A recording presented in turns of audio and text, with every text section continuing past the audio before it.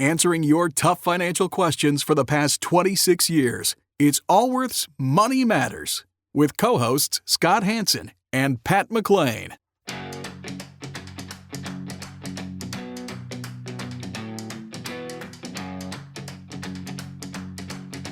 Would you like an opinion on a financial matter you're dealing with? Whether it's about retirement, investments, taxes, or 401ks, Scott Hansen and Pat McClain would like to help you by answering your call. To join Allworth's Money Matters, call now at 833-99-WORTH. That's 833-99-WORTH.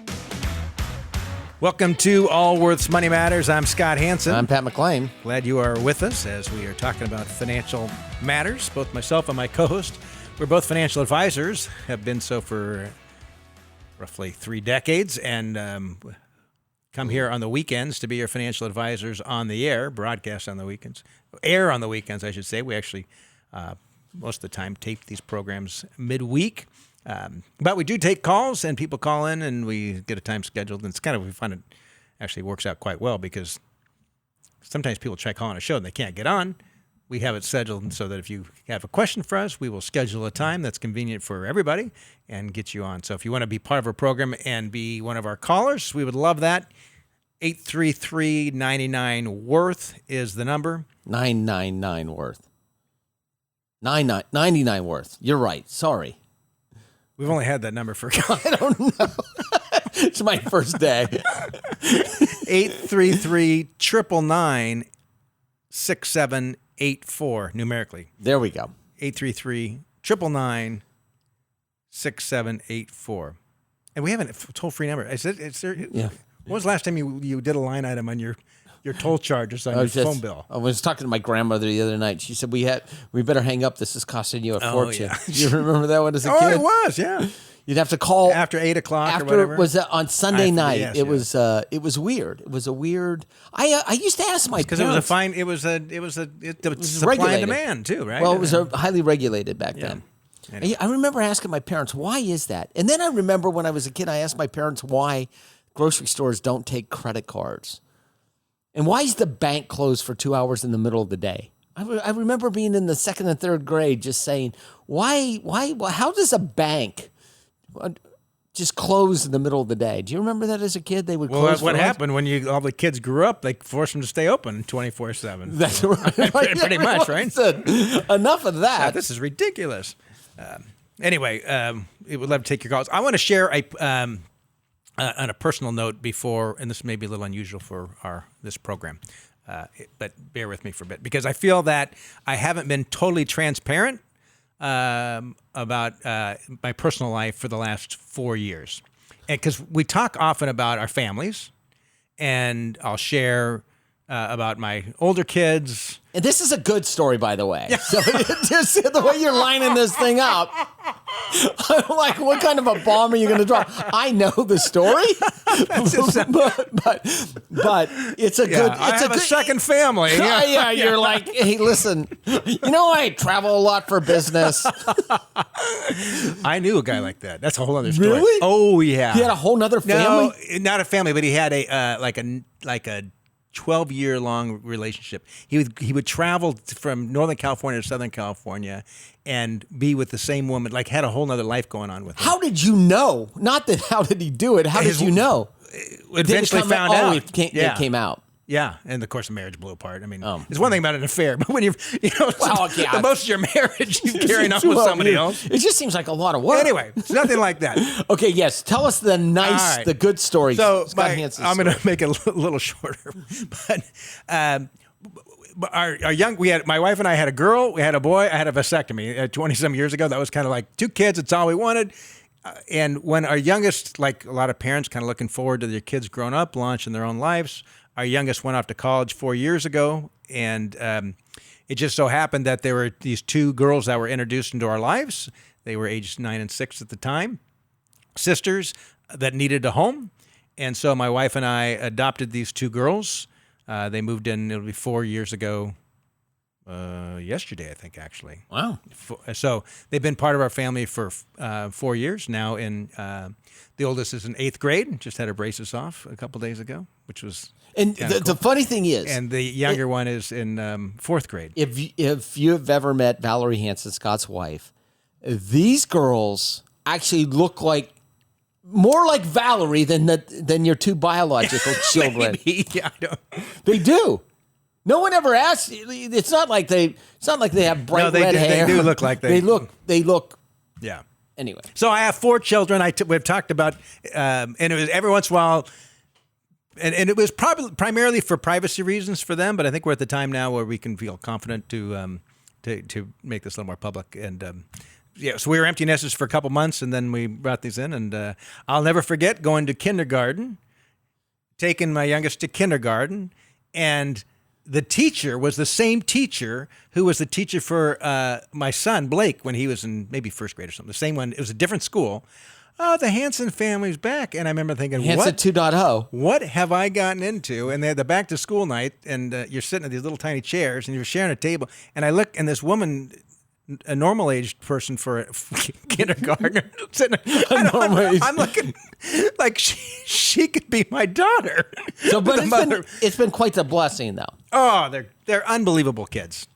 Yeah. They're unbelievable. And Are you a different parent this time around? Oh, I had a friend over, spent the afternoon, he says, you parent more like a grandparent than you do. I said, I take that as a compliment. Of course I'm a different parent. Just like with your 4th kid, you just... Oh, yeah. And those are close together, but this is so spread out. Like, I've seen it all, right? I know when they're jiving me, and I know what's important. Like what's some not. parents would say, if I knew how I parented didn't make such a difference, I wouldn't have tried so hard. Well, there's that too, right? It's like, oh yeah, I'm much more mellow about things, and just try to. I don't get things don't really bother me that much. So why do you this? And so do you want to talk a little bit about what Allworth is doing around this? I'm sharing this in part so I can be a little more, because there are times every once in a while, like you said a couple weeks ago, you said something about your 4 kids, and I looked at you weird, like, and I'm like, I can't live this way. This is, and it's obviously a big piece of our life. But I'm sharing this because it has really it's got me more focused on the plight of foster kids in throughout the country, really. And these were foster children. Yes. Both kids in foster care, kids who age out of foster care, which is a disaster. And so I'm hoping I'm hoping I could leverage a bit of my platform to encourage others to help out in some way for the plight of foster kids, realizing that most people are not in a position to do what we did, very rare. But you can do CAPC, right? Which is, you mean CASA? CASA. You could be a mentor. You can be CASA's court-appointed special advocate, where you're actually advocating on behalf of the child on behalf of a foster child, correct? That's right. Develop a relationship. You could also do after-school tutoring. You can imagine most of these kids. A friend of mine has ran a foster agency for years. He says the funny thing is, he says the foster parents in our here's what he said, in our neighborhoods they don't adopt kids. And I said, what do you mean our neighborhood? He says, when you've got the spare bedroom and a 2 or 3 car garage, those and the half the time the spouse just stays home, those are the families that never take on the foster kids.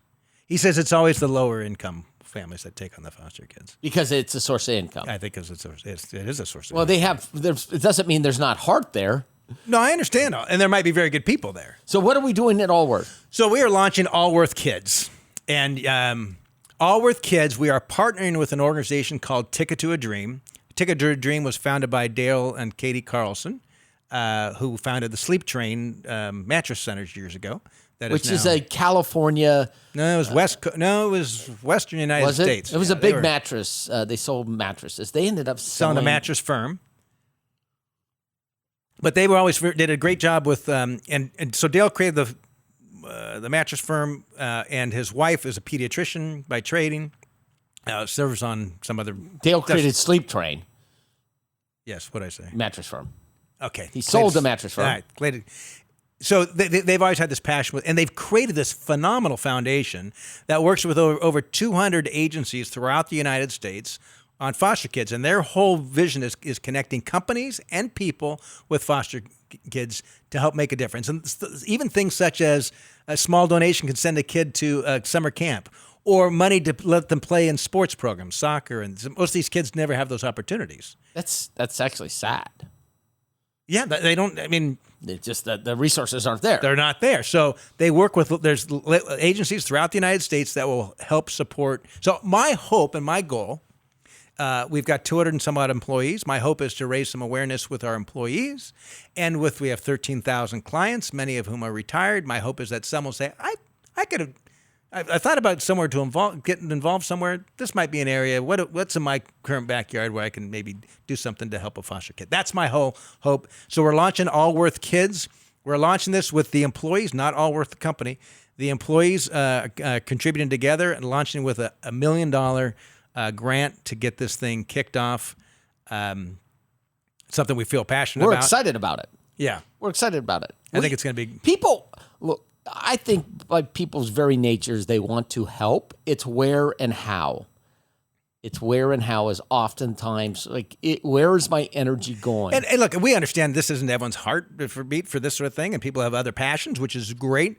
But I think there'll be some people that'll clearly. Our hope is that we can help move some people some level to help out with. I have clients that are work in CASA, not volunteer for CASA, court-appointed special advocates, and they're both retired and they absolutely love it.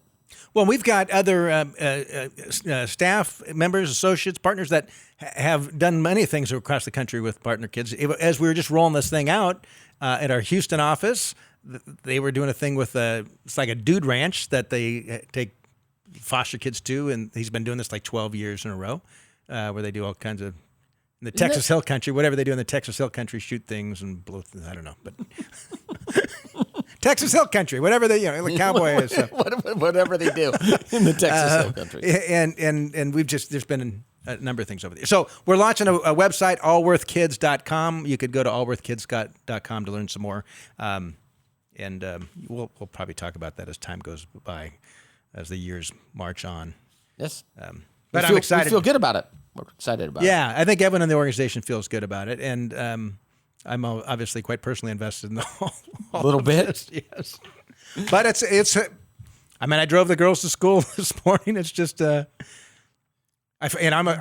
kind of forget sometimes because and I almost said to my wife yesterday, it's been 4 years, but I still kind of forget. But I didn't think I should tell her that because she normally drives the kids to school, and I was going to make some plans. And she says, "Oh, Thursdays are really helpful if you can drive the kids on Thursdays." You're like, and I forgot I did tell her that, so I got to do it. Woke up at 4:30 to go for my run instead of a different time. And anyway, so that's my story. Anyway, let's get back to the financial matters because that's why you listen to this program, not to hear us ramble on about these other issues, but.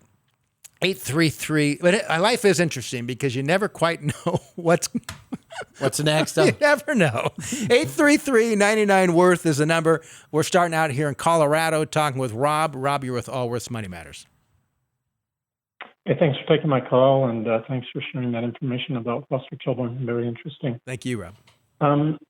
You're welcome. I'm trying to figure out how much I may want to continue to invest in the market and or real estate versus how much and what type of life insurance I may need, specifically looking at index universal life and term.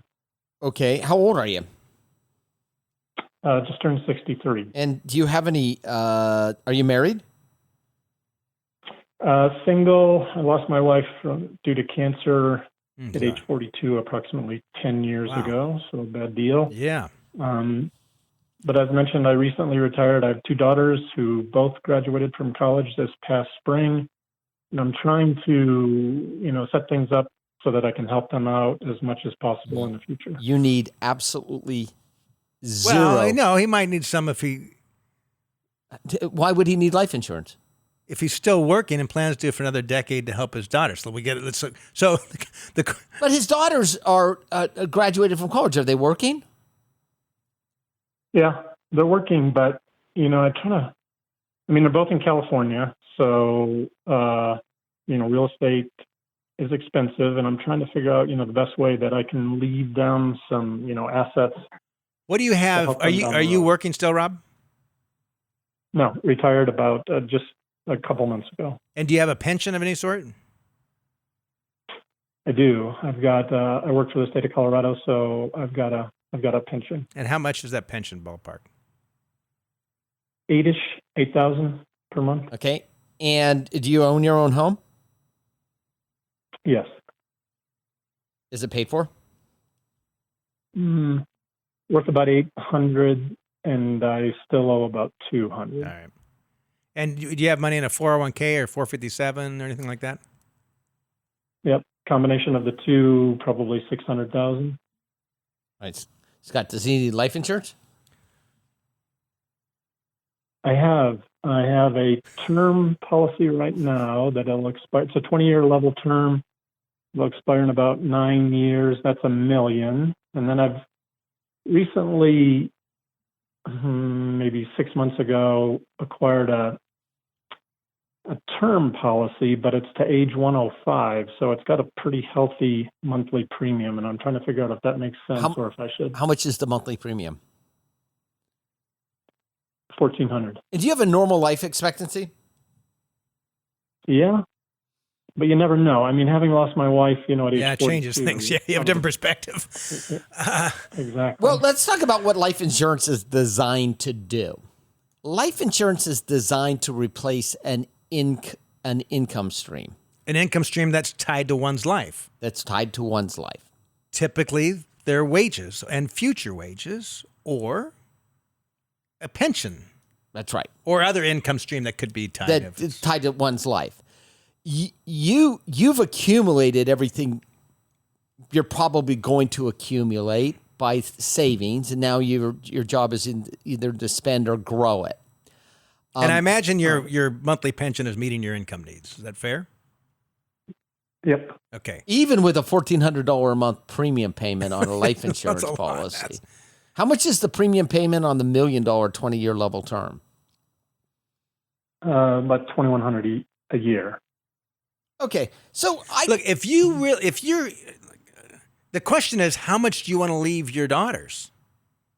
Because if this is truly a priority to you, that look, when I die, I want to make sure they each have $1 million. I'm just throwing a number in. If that's truly a priority, then you're going to want to own some sort of permanent life insurance, whole life or something like that. It'll be cheaper for you over the long term.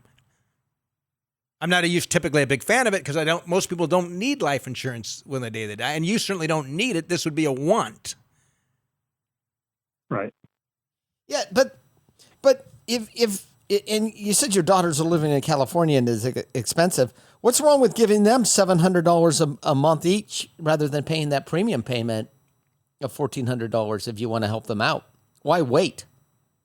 That's what you're doing. Mm-hmm. You're accumulating. I think we both find it strange that you want this much life insurance, right? I mean, just being flat out with you. If this is true, but look, if this is truly your goal to make sure that they have more money if you die, they have more money than they would otherwise. If that's truly your goal, then yes, you can structure that. And I would think a permanent life insurance policy with the guarantees would be an appropriate vehicle for you. But I wouldn't recommend that. You'd really have to have a desire for that. Right now, as it sits, your children will inherit $1.2 million today if something were to happen to you, plus the $1 million term policy, which is $2.2 million. You're buying this $1,400 a month policy for, you said it's level to 105 years of age. Essentially, it's a cash balance policy that you don't actually see the cash balance That's right. in. Insurance company. Yeah, it's a hidden cash balance policy. They factored internally. They've got actuaries that have calculated exactly what needs to be done. Yeah. So how much insurance do you want? Well, that's what I'm trying to figure out is exactly, do I bank that money or put it in the market or do something different and then hope that it's there when I pass away? Or do I, invest in the insurance company and then if I live 20 to 30 years, then you're like, I probably didn't need to do that because... If you invest in the market and in 20 or 30 years from now it's not higher than it is today, then we're going to have problems with your insurance companies as well. Yes, because the insurance company actually takes that money and invest it mostly in bonds, and they use an actuarial table to actually determine what the premiums are. Have you had these conversations with your daughters? A little bit, yeah. And they're both great. I mean, they just, whatever you want to do, that doesn't. I'm really grateful for you. I could not make a reasonable argument as to why you should continue that $1,400 a month payment. The 20-year level term, you've got 9 years left on it. It's you might want to keep that. $2,100 a month. You might want to keep that. It's probably a convertible policy, so that if it's 8 years down the road and you've got a new health issue where you're no longer insurable, you can probably convert that old policy into a universal life. Yeah, a permanent policy, which actually carries cash balance. So the premiums would be astronomical, of course. But yes, as is $1,400 a month. Yeah. So if you're obviously living without the $1,400 a month, if your children need help right now, give it to them. If not, just bank it. Buy the S&P 500 or spend it. You're fine money wise. Market or do local real estate, one or the other. Yeah, or spend it. Okay. Have you owned a rental property? Have you owned a rental property before? No, but I'm thinking. I mean, where I live, housing continues to go up, lot prices continue to go up. So I'm just thinking it might be a good investment to purchase something. I don't know if I would rather look at a market that everyone's complaining about how bad the appreciation's been the last decade. Yeah, and I don't know if it's one of the hottest markets in the country. I don't know if at age 63 and retired, buying a rental property would improve your life. Okay. I think that it actually would detract from people. Normally in retirement go the other direction. By the way. They start getting rid of their rental properties because they get tired of dealing with them. It is an actively managed property. Even if you have a property manager, you still have to be involved in the decision making. Yeah, their fridge quits working, something happens. Tenant's Even gone. the property management, they have to reach out. Hey, we've got to do this or that. What do you want to do here? They moved out. They broke their lease. We need to re-rent it. You got to pay a commission. They lost their job due to COVID and can't pay their rent. At 63, that wouldn't be the direction. So I'd give it away, I'd spend it, or I'd put it in I'd buy total market. Is that what you were going to say? Yeah. So one last question. Yes. What do you think about getting rid of the age 105 stuff and doing another 20-year term? It'd be a lot cheaper. And let's get rid of the 105. The term till 105. That's $1,400 a month. But you still have a 20-year level term policy with $1 million. 9 years left. Yeah. That's all I'd have. How much is that a month? Okay. It's $2,100 a year. It's about $160 that's not. bucks a month. That's like that's. No, I wouldn't buy any more life insurance. I wouldn't buy any more. And when you get 8-9 years down the road, and it's starting to get to the point that thing's going to end again, most likely you can convert that. It's something you could look into today, but making sure you can convert it. But I don't think you need. Look, if you do a good job saving, you're going to do fine in your savings. How much more does he need to save, though? He's got $8,000 a month. How much he wants to leave to his. Yes. Correct. Yeah. And your whole point is, if you want to if you want to give your kids money, why are you waiting until you're dead? Until they're 50 and they're making all kinds of money, and it's not going to change the equation for them. That's right. Well, that is that. Got it. Yeah. Right? I mean, everything, the most important things you and your wife gave your daughter. No question. Well, you gave them before the age of 22 or 23 or sometimes even 18 or 16. Most of them or age 10 you gave them. Yeah, right. And I recognize that your wife passed away when the kids were either in high school or they were quite young, which is, God bless you. You raised them by yourself, but they got through college and they've got jobs. And I know, it's phenomenal. You should feel really good about that. That is an accomplishment. And soon, and I'm sure you know the stats of kids who, when they lose a parent, it's not. And at some point in time, we'll assume that they're going to get married and maybe have kids. Believe me, you can start funding 529 plans with that. I'd do that in a minute before I put another dime into a life insurance policy. Oh yeah, that's a good idea. Yep. So All right. I Well, like you. appreciate that very much. Listen, I love the fact that you're passionate about helping the kids, totally. but you've done a great job already. My gosh. Yeah, congratulations. Yeah, with that. when you lose your wife so early, I mean, and you know that you're it for your kids, then you just want to make sure they're taken care of. So, but I appreciate God bless you. Yeah. Seriously. When it sounds like you really put your priorities straight on your daughter's stuff. So Yeah, it's your legacy, not the money you leave them. The legacy is the kids. Yeah, and what they make of their lives. Absolutely. Yeah. Yep. Thank you, Rob. All right, guys. All right, take care. I appreciated hearing your thank story too. So thanks. Yeah, that was nice. Yeah, I know. It was really nice. Yeah. It was nice. Yeah. It actually makes me a little bit sad. I know you're looking. Pat always has this like tough veneer.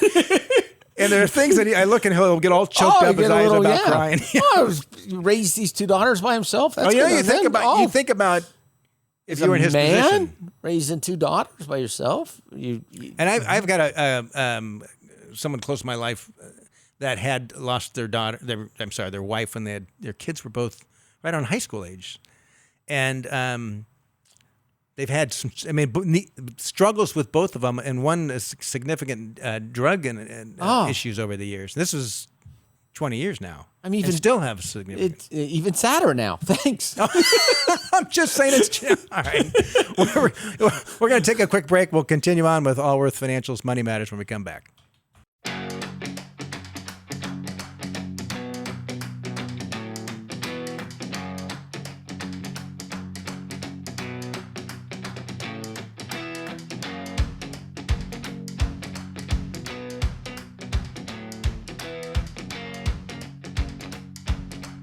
Can't get enough of Allworth's Money Matters? Visit allworthfinancial.com/radio to listen to the Money Matters podcast.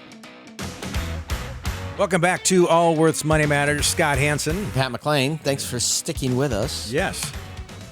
As first half of the program, a little different than a lot of other first half of the program. Interesting with the caller that we had after the... Anyway, let's continue on. 833-99-WORTH. We're talking with Donna. Donna, you're with Allworth's Money Matters. Hi. I have a question. I just recently retired here during COVID, and I sold my house in California and moved up to Oregon. And I'm debating now whether to pay all cash for a house or to maybe mortgage half of it and put that money into the market, which I understand the risks involved in that. I've been in the market for a long time. But I question it only because the rates are so low right now. And also, this market is just super hot here and prices have been going up. And, I could, maybe raise my budget another $50,000 by doing maybe just a 50% mortgage. I don't want to do too much because it's so hot here. I want to look good, when everybody else is fighting for the listing. So you sold the house. How long ago did you sell the house in California? In June. Okay. And you're renting now? Yes. Okay. And tell us about your financial situation. How old are you? I'm 62. Are you married? And no kids, no pension. I pocketed $1 million in that sale, and I put it into the markets. It's only been in the market a few months. Whoa. When you say the market, what do you mean? I mean, into it's a 60-40 split into equities and bonds. I think so. You put together a diversified portfolio and invested it. That's yeah. When you say the market, I bought Tesla and I bought Zoom. No, not at all. Okay. Not at all. I've had help with it. It's, it's conservative I'm feeling much and better. diversified. Okay, so... But it's also only been in the market a short time, so I don't really want to start drawing down on it yet. Do you have money in a 401k? No pension, no 401. If this $1 million... I have a Roth. What's the value of the Roth? I have a Roth of $120,000, and I have cash that I've put aside for the sale of the house and to live on of $420,000. Got it. And what's a house up there going to cost you? So I'd like to spend $350, but I might have to end up spending closer to $400, which is really going to bite into that cash. And are you taking Social Security now? No. And do you plan on going back to work? You know, the oddest thing, I am so bored here during COVID. All I've done is look forward to this day, and I'm going out of my mind by myself with no family. So I just, of all things, took a part-time job. That's awesome. At a very high-end grocery store here. Oh, good for you. Oh, nice. That pays nothing per hour. I don't know how people do it. Yeah, but you get, I mean, it's a hard time. It is a hard time to meet people right now if you move somewhere. Yeah, right? you go to a grocery store. You can't go. I mean, not like you can walk up to some group of people at some sort of function. Hey, I'm Donna. What's your name? I mean, it's like it's such a strange time. In the workplace, though, is a chance to get to know. Yeah, someone. especially if you're in a grocery store. It's, so why did you choose this particular city in Oregon? Do you have roots there? Have you lived there before? What was the driver for you moving to this particular city? Well, that's an odd part of the story. I had a different plan. I was going to move up to a part of Washington State. I had already rented a place because it's so hard to find housing there. I knew the house would sell fast in California, and it went on my market literally the same day as shelter in place. So all these little wobbly things happened. I eventually took it off the market. It sold in withdrawn status. I didn't know that was going to happen. I accepted the offer, and I couldn't find housing where I wanted to go. And even though I had never been to Eugene, friends said to me, "You'll love it. Go there." And that's how it all happened. Do you have friends in Eugene? Very few, but I've actually made a lot of friends just from joining hiking clubs and meetups. And I really actually have a nice little pod going. Oh, good. So, and the reason I asked that question, Pat's wondering if you're not happy there after a year, if you're going to be moving, and if buying a house makes sense. and I have seen it. Yeah. I have seen As it. have I have seen it more times than I could actually count, where people have this vision of where they want to live, and they move there and they buy a house and they establish themselves because they went there once on vacation and they loved it. That is the biggest decision I think that you should be thinking about now. I don't think, because this is all relatively new, I don't think you should be in a hurry to buy a house. I think that you should just keep the money in cash, keep the money invested, take the part-time job, take a full-time job, and wait. And if you don't like that... I'm actually doing that. I do have a lease until June, but I am looking at the market, paying attention, seeing what's going on. But I have given a lot of thought to what you're saying about where to live. The only thing you can look at is history. So whatever you're looking at the market, that's what's happened. It doesn't tell us what's going to happen tomorrow. It really doesn't. Right. Yeah, because a price of something today is what everyone feels that the future revenue streams of it's going to be. So don't get caught because, look, they're not doing anything. The market's not doing anything. It did. And no one can predict the future of markets, any market, real estate. They just can't. So I wouldn't get too caught up on that, because at some point in time, the music's going to stop. Yes. And if you're sitting on cash, you hope that's going to happen. But on the other hand, if you're planning on being there long term, you can't. That's a fool's game to play that. So it's not whether the market. By the way, the answer to the question is I wouldn't take any mortgage at all. I'd take cash for the house. $400,000. Even at $400,000. Even if it was $425,000, take a little money out of your portfolio. I don't know. Look, if I was 100% certain that I was going to stay there forever, and you don't care about what goes downstream to your heirs, I would go as far as to say you should consider a reverse mortgage. But you better be darn certain you're going to stay there. You better be darn certain. So I wouldn't do anything. I'd wait at least until next June. Yeah. You might want to. You might spend the winter there. Listen, and Eugene is absolutely beautiful. I have clients that live there. I've been there many times. It's gorgeous, right? But it's too new. It's still honeymoon period for you.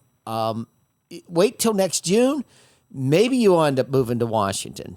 Maybe you'll end up moving to Boise, Idaho. Who knows? But you sound fine. Yes, but here's the thing about the mortgage. I don't have a mortgage on my house. Pat, do you have a mortgage in your house? I haven't had one in years. And we're both in the investment business, right? So I could clearly make an argument that it would make sense for me to borrow money at 2% or whatever mortgage rates are right now. I could make more, but there's always that possibility that things don't work out as planned. And I don't like the concept of having a mortgage and having to make that monthly payment. And I certainly don't like the most of our retired clients having to make that monthly payment, particularly when you don't have a pension coming in. It'd be one thing if you had a government pension coming in where you knew that you can pay that $1,500 monthly mortgage payment regardless. But to go out and leverage your house on something that's not even certain. Further, your portfolio, there's pieces of your portfolio that are not earning as high as that mortgage rate in this market. That's right. You've got parts of your portfolio, that 40% that's bond, right. You'd be better off taking the money out of the bond and because it's yielding less than what you're going to pay for mortgage. At some point in time, this $1 million could be worth $800,000 in 3 months. Thank you, Scott. I was going to mention, or it could be worth $1.2 million. Correct. Or it could be worth $700,000. Or it could be worth $1.3 million. We could do this all day. In 3 months. And it has happened before. It could happen right now. Do I think it's the right investment? Probably. I mean, I haven't digged in close enough, but it sounds like it sounds well balanced. It's probably the right thing. But what we found is those clients that have no mortgage payment, they weather the markets better than those that do. That's right. Because they know that, like, whatever the worst case happens, I've always got a roof over my head. And if you have a mortgage on that and it's in the market and you're thinking, oh my gosh, what the heck was I thinking? I've got too much risk. This thing fell to $800,000. What happens if it falls to $750 or $7 or $650? My gosh, or goes to zero at this rate, I'm gonna be broke. I better sell some stocks. And that's what happens. And this investing thing and this retirement thing and this moving to a new city thing is all relatively new. So you haven't had a negative emotional reaction to it, your portfolio. But I promise you, there will be a day where you have a negative reaction to your portfolio where you will say, what did I do? The point being is that you need to stay with that portfolio for the long term, regardless of how it reacts. It's how you react to the portfolio. I love the fact that you just picked up everything, sold everything, moved to a city where you didn't know anyone. I want to meet you. This sounds like quite the adventure. Right? Seriously. I mean, that is... It hasn't been exactly how I thought it was going to go down, but that's how life is, right? I mean, listen, you're not afraid of many things. Apparently. Out there hiking, staying healthy. Yeah, out there you're going to meet up and you got a job in a high-end grocery store so where you can, sell fresh, expensive cheeses to quasi-rich people. or like my 25-year-old daughter. It's just hilarious. When she comes home, I watch her show. Anyway, that's did she goes the whole paycheck? For $12 an hour. I just want you to know it's going to be $12 an hour. I start this job next week. Oh, good for you. Seriously. Good for you. You're going to spend... Buy a house with cash when it's time to buy. Buy a house with cash when it's time to buy. Don't even consider a mortgage. I totally agree with you. And that was the way I was going, but then some people got in my brain and they were like, but rates are so low. You could, do something else with that money. But it's relative. I'm going to call you guys. Find out what we've been around enough cycles. I remember what it was like in the financial downturn and the Great Recession. Watching people, no one had their home paid off that I know lost their house. No one. That their home was paid off. I don't know of one story of someone whose house was paid off. And by the way, it's relative. So you might be able to borrow it too, but I promise you there's parts of your portfolio that are yielding less. 1.5. And if all your portfolio was earning higher, then you would have too much risk in your portfolio. Rates are just low right now everywhere. They're low to borrow. They're low when you invest. What's amazing is this fact that the spread between what the market is earning has earned, what the 10-year Treasury, which is interest rates, typically you would see those numbers closer together. But it is a strange world. I've been through 2008 and 2000, and I completely agree with you. But I love your point about that I'm still in my honeymoon phase. I didn't really think about it like that because I do move forward kind of fast. I'm an Army bred. I've moved all over the world. So I just one foot in front of the other, but you're right. Like I am in the honeymoon phase. By the way, slow down. If you were a client of ours and you bought this home, we would say, hey, don't be afraid at the age of 70 doing a reverse mortgage on the house. I wouldn't do it now because you have the cash and you don't know whether you're going to be in that house forever. But I would not be in a hurry to buy a house. You can do a reverse mortgage if you've already paid for the house in cash. Oh, yeah, absolutely. You can do a reverse mortgage on a new purchase. You can do a reverse mortgage. But she doesn't need it. She got $1 million. She has a $1.4 if she wanted million. If she wanted to. She wanted to. Listen, if you play it right, the last check you write will bounce. Where'd the $1 million come from? Was that your house? The sale of the property in California. Look how beautiful that is, right? You just happen to be, you lived in a state, the area that just happened to have such massive appreciation that it funded your retirement. You can buy a house in cash in another state and it funds your retirement. Beautiful. Exactly. That's the whole reason I did it. Yeah, well, I don't blame you. That's why I left. Perfect. Right. You buy a plaid shirt, you'll be the mayor of Eugene in less than a year. Thank you. Thanks, Don. And by the way, plaid shirts are back in, at least they are for 13-year-old girls. Oh, is that right? My daughter wears a plaid shirt. Like when she's supposed to be, I asked her to dress up for Thanksgiving. It's ripped up jeans. They're baggier now, like cool jeans. I guess have gotten a little baggier, a little more high-waisted. Ripped up. They have the holes in them, and like some t-shirt, and then a flannel shirt. And I'm like, is this dressed up for like Thanksgiving? And that we're doing a family photo. Did she take the family photo with I think she did, yeah. Yeah, what are you not going to fight it? As we talked about earlier in the show. My first kids, I'd probably be like, I'd have her in tears probably. I was looking at some Christmas photos from years past. It always had that one of my 4 kids had the big scowl on their face. Like the family photo. It's kind of good times. Wasn't that a great story? What an adventuresome soul Donna is. I'm impressed by that. I don't have that in me. I like adventure, but I would not pick up and move to a city by myself. Well, I'm married. That would be an issue. Not that you haven't thought of that. Okay, let's go to the call. Let's get to the call. All right. This is Allworth Money Matters you're listening to, by the way, with Scott Hansen and Pat McLean. We are in Mount Shasta, California, talking with Eric. Eric, you're with Allworth Money Matters. Hey, good morning, gentlemen. Thank you for taking my call and hopefully giving me some advice. Good. Thank you, Eric. And that last call I listened to is a hard act to follow, so I'll try to do my best. Okay. But a quick background, if I may. I'm 60. I'm retired, married with 3 children, all adults. My last one's in college her last semester, so I'm almost out of the college business. And I had my trust completed last week. My wife and we sat down with a trust advisor. And at the end, I was a little taken aback because he said, hey, what are you doing with all your money in your deferred comp and your bank? And I said, I don't know. I've got to do something. And so he pushed across a spreadsheet with annuities at the top and what I could make. It was guaranteed. And within an hour or two after he left, he'd sent me all the forms to sign and acknowledge. And I'm really conservative, so I got really nervous at that point. Mm-hmm. And that's the reason why I'm calling. And so let me ask a couple questions. What did you pay for the living trust? $925. Okay, so and did the person come to your home? He did come to my home, but I sent everything prior to that, scanned and emailed everything. We sent it over the summer, and they took some time, and they finally met with us and went over. And the gentleman that came to your home was not an attorney, correct?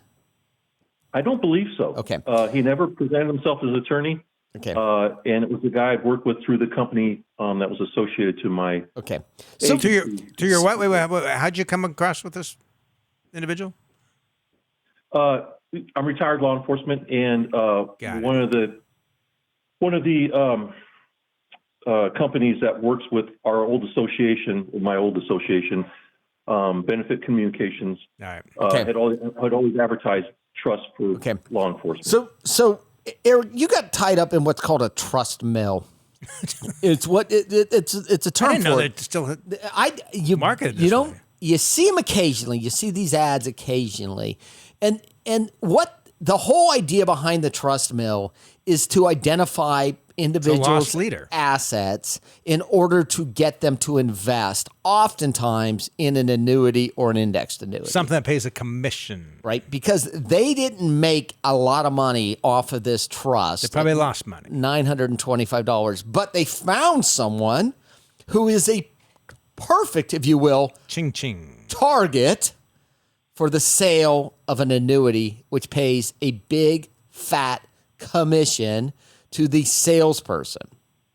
So what happened is they collected all this data, including all your assets, and then they said, okay, look, you go to the house, you present it to Eric and wife, and at the end of it, you shove this big fat annuity down their throat. Kind of what happened? Yes. I felt duped after he started talking about it. I felt kind of duped. Yeah, it's a bait and switch, right? I thought we're talking about my estate plan. Now you want to talk about my investments. So the trust is probably fine. You got a good deal on that. You have absolutely no need for an annuity. My guess, so you thank you, by the way, for your service in law enforcement. You have a retired pension. My guess is that pension is probably about what your salary was, and it's more than enough to provide your income today. Is that right? Were you in law enforcement for a number of years? I'm still kind of in it consulting, but 33 years. Yeah. Okay, so you've got almost 100% of your, you probably have more net spendable income in retirement than you did when you were working. Yes. Okay. And your pension's guaranteed with guaranteed cost of living adjustments. And has a benefit to your spouse at your death. And now you've got money set aside in your 457, and you have a 401k as well, or just 457? Yeah, so I have a 403B, I want to say, Okay. a 401k for my wife that she had when she worked for a little while. Okay. And I have a 457B for another agency I went to after I retired from my first one. And so I have all this money all over the place, plus a lot of, you talked about the net spending at the end of the month. I've saved a lot of money in the last 6 years. Yep. And it's sitting in a money market and a CD, and it's just kind of dead money. How much money is in the retirement plans? Let me write. Took my notes. So one has 137,000, and that's only, it's a stable. Okay, stable value. Stable value. The other one has 29,000, and that's diversified, stable, and index fund. Mm-hmm. And my wife has about 33,000 in her Merrill Lynch, which I believe is a 401k. Okay, you're fine. So, I mean, the problem with these annuities, like, there's no such thing as a free lunch, right? No, So- there's not. Anytime you're going to get a guarantee from somebody, it's going to be a commensurate to what the market, like what are other guarantees? Like, and right now, if you look at the 10-year Treasury note, yields less than 1% right now. That's the U.S. government. Yes. So to get anything more than that is some degree of risk. You're in a financial position such that one can make an argument that says, Eric, you're not going to touch these retirement dollars for years. You're probably not going to touch them until you have required minimum distributions. And you're risk adverse. If you weren't risk adverse, you can say be as aggressive as possible. You got time in your hands there, and it's like, why not? Or you can make the argument saying, look, you don't need the money for your income today. Matter of fact, you're continuing to save money. You don't like seeing things go up and down. Just keep them where they are, nice and stable value. And the reason we say that you're risk averse is because you have the bulk of your portfolio in stable value, which, by the way, you can take more risk in the portfolio if you want or if you don't want. It doesn't matter. If I was managing the money for growth, I wouldn't have this portfolio the way it is today. How much money do you have in cash? About $130,000. Okay. So here's what I would do. This is this simple. I'd probably hire a decent financial fee-based advisor firm, and I would take And I would interview all the ones in Mount Shasta. both of them. You might. I would roll the 403Bs, the 457, and the 401k into IRAs. I'd make sure the beneficiary designation was correct. I take the 100. I assume your house is paid for. Is that correct? It is not. I actually own two homes, and they are both not paid for. What do you owe on them? One I owe around $289,000, and I've got 10 years left to pay on that, and it's worth probably $700,000. Okay. In my vacation home, I owe about $180,000, and I have 26 years left to pay on that. But Yeah, who cares? it's not a big deal. I'd actually take that 130K, and and what's the interest rates on the properties? First one's 2.75, and the second one's like 3.7. I'd actually take 130K, and I'd put it against the 180 grand on the second, and then I'd accelerate. 130K from He's where? got 130K in the bank. Oh yeah. I'd pay down the mortgage. I'd take 100 grand of it and pay down the mortgage, and then I'd keep the payments the same, and I'd get rid of that note in a few years. Like you're going to earn more on that than the equity index annuity that guy was just trying to sell you. And you're going to earn more on that than I could give you. Would you say the interest rate was what on that? 3.75. Yeah. Yeah, I can Guaranteed. guarantee you a rate of return of 3.75. Are you interested? Yes. All right, pay down the mortgage. Every dollar you take from savings that's earning nothing and put against the mortgage is 3.75. It's just like earning 3.75. Same thing. Guaranteed. And I didn't think about it that way. the loan's guaranteed, regardless of what happens, you're guaranteed to have to pay that back, whether you can afford it, whatever happens, right? That will be repaid. And then I would take those IRAs and I'd go with a 60-40 portfolio and let it keep going. Are you going to be Social Security eligible? No, I'm not. Okay. All right. And that's what I would do. And you're great. You're great. And thank you for not buying those. Please. Your money would be all locked up. They're we would be ridiculous. disappointed if you had called and said you bought that. And it's a trust bill. Yeah, and listening to you guys back and forth when I go from the Bay Area up to here, you always mention, be careful. There's no such thing as a free lunch, and be careful. If it's too good to be true, it probably is. I sent him a text the next day saying, thank you for your time. I'm going to look into it a little further. I'm not looking into annuities right now. Perfect. And he was nice about it. That's good. I would take the 100 grand out of the bank, put it against that vacation property immediately. By the way, is your vacation property in Shasta, or do you have a vacation property outside of Shasta? Is that the vacation property? It's in Shasta. Tell me it's in Shasta. It's outside of Shasta. It's near the lake. Okay, all right. Because if the Mount Shasta was your primary residence, I don't know where your vacation property would be. That's right. All right, appreciate the call. Yeah, we're out of time, unfortunately. You've been listening to Allworth's Money Matters. We air this same time at this station every week. And, of course, you can get that via podcast as well.